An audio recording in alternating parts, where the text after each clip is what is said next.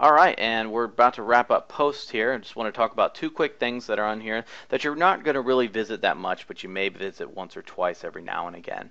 And I just wanted to go ahead and go over them real quick. The first one is tags, and the second one will be categories. We'll go over that in a second.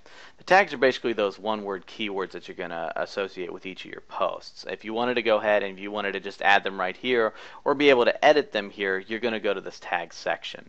Some themes, but not many, once again, are going to utilize a description of a tag. So maybe if you wanted to use that, you can, but it's not really something that's very big that you needed to do.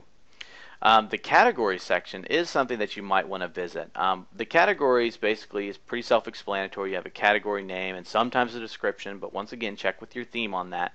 But the major thing about a category is you can have this thing called a category parent. Basically, you can set up subcategories within your site for your posts. So let's say if we're using the example of Apple again, well, you can have maybe, let's say, an Apple category, but then you can have subcategories of each of its products, such as the iPhone, the iPad, the Mac Mini, the Mac Pro, so on and so forth.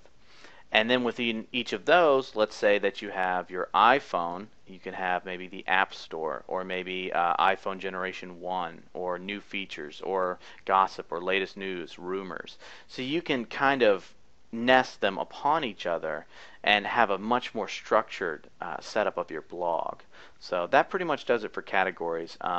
One other thing that's a really useful option inside of categories is if you go to your category section and you can see the different options that are available, you can also see how many posts are in your category. So if you have something that's got a whole lot of posts in it, and then maybe a category that maybe only has one or two, maybe you should take out that category and put it somewhere else. It's obviously not really doing what you want it to do. So this is kind of a nice little overview of exactly where the most of your blog content is basically being directed. So that pretty much does it for posts, and next we are going to move on to